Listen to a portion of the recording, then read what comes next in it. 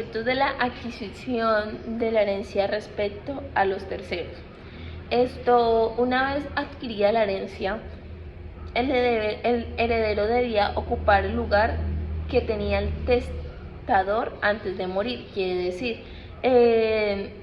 hacerse cargo de sus relaciones jurídicas, tanto activas como pasivas. Por eso se ha dicho que los herederos sostienen y continúan con la persona después de muerta, como si solo fuera una misma, y haciendo consecuencia de lo alto y de lo importante de los negocios o de los bienes que había dejado el testador. El heredero era obligado a que todas las deudas del causante, aún más allá del caudal hereditario, quiere decir que el heredero estaba encargado de pagar las deudas que dejaba el testador mediante la herencia. Los beneficios que tenían era moderar el rigor de los principios anteriores que he explicado, y pues vinieron las instituciones llamadas pues como un beneficio para ellas, ya a favor del heredero, pues porque podía acreer o acceder a la herencia del testador. Para tales fueron como el ius delivari, se llamaba la facultad concebida al heredero para liberar dentro de cierto término a favor del heredero adquiriente, pues las principales acepciones del heredero una vez adquirida la herencia eran la petición de la herencia y la acción de la división de la herencia. La petición de la herencia tenía lugar a un favor del heredero para obtener el reconocimiento de su derecho de la herencia, mediante el derecho, reconociéndolo como el heredero legal que había dejado el testador.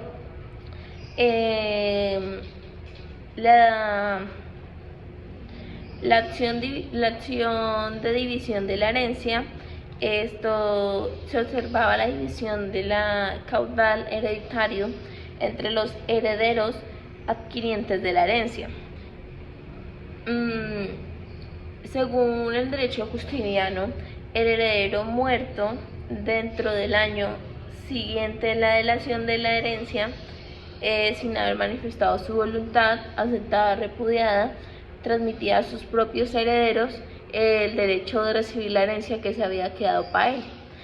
Asimismo, ellos podían aceptar o también repudiarla durante el resto dicho de año o durante el resto determinado. Su definición pues se podía llamar el legado, una disposición de la última voluntad, por la cual se dejaba a una persona alguna cosa o se concedía cualquier beneficio sobre ella, siendo algo económico del patrimonio de la herencia.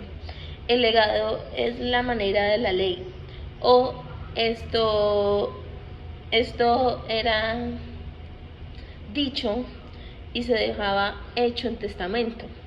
El legado implicaba una carga por la herencia, que su satisfacción correspondía a que los herederos, en general o determinado tiempo, el heredero a quien causante imponía su incumplimiento. El legado es una sustancia de la herencia en el cual el testador ha adquirido un cargo, sea asignado a alguien o tomado correspondiente por forma del heredero. El legado no podía en ningún caso ser adquirido antes de la muerte del causante. Quiere decir que el legado no podía, o la herencia no podía, hacer posesión el heredero antes de que la persona muriera. Pero después de esa muerte distinguían dos situaciones distintas el proceso de la adquisición del legado, que era el legado, era la del Dies Centi, que significaba que el día que principaba para el legatario la posibilidad de la adquisición. Al llegar el día significaba que se cumplía el plazo en el cual puede pedir el dinero o su herencia o legado. Luego sigue esto el Lius Veniti, que generalmente tenía lugar a la muerte del causante, en el que el día se conciliaba la adquisición del derecho al legado. Este día no podía llegar sino una vez adquirida la herencia. Esto para el heredero o para los herederos sobre quienes pesaba pues el legado, porque solo a partir de ese día conocían las personas que debían cumplirlo. La limitación de los legados o la ley Facidia, la ley de las 12 tablas, como su régimen de la libertad absoluta de testar, no ponía límite alguno a la institución de los legados, pues en cuanto a su continua relación con los bienes o la herencia que dejaba esta persona, de suerte pues podía que el testador agotara todos sus legados o sus patrimonios y no dejar nada al heredero. Quiere decir que el testador o la persona que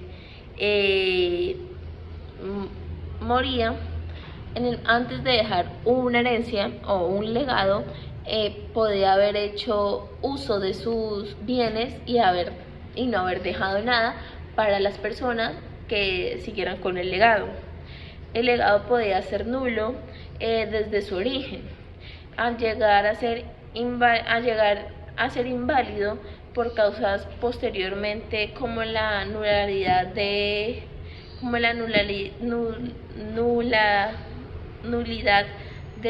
initio. Se perturbaba según la siguiente regla: se formulaba por Catón un legado que hubiera sido nulo, sino que el testador hubiera muerto mediante después de haberlo ordenado. Debe contenido en su origen podía invalidarse posteriormente por esto ad petio, traletio y excitatio.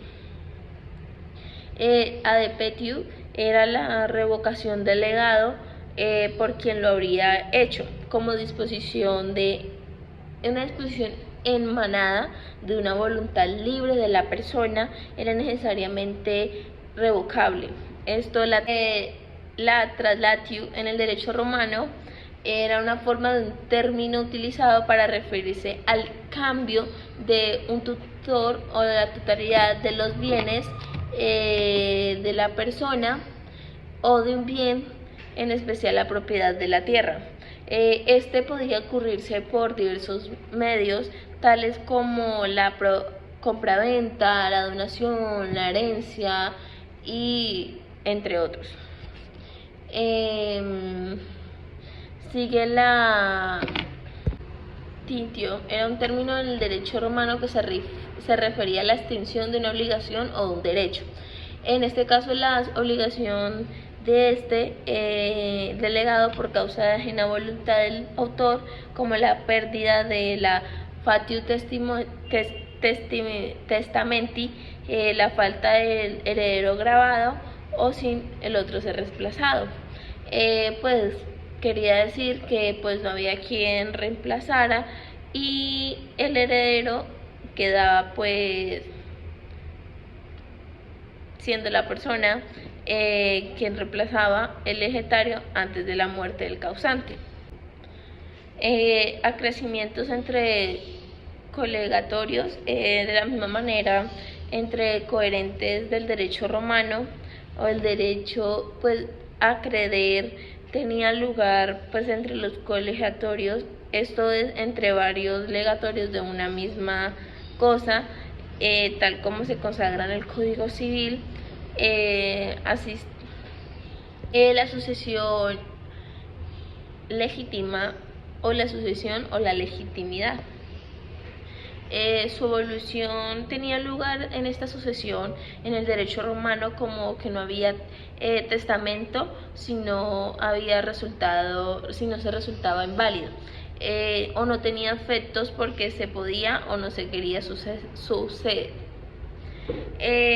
La sucesión instantada fue regida en el derecho romano por 5 de estos jurídicos distintos o sucesivos, a saber, la ley de las de Civiral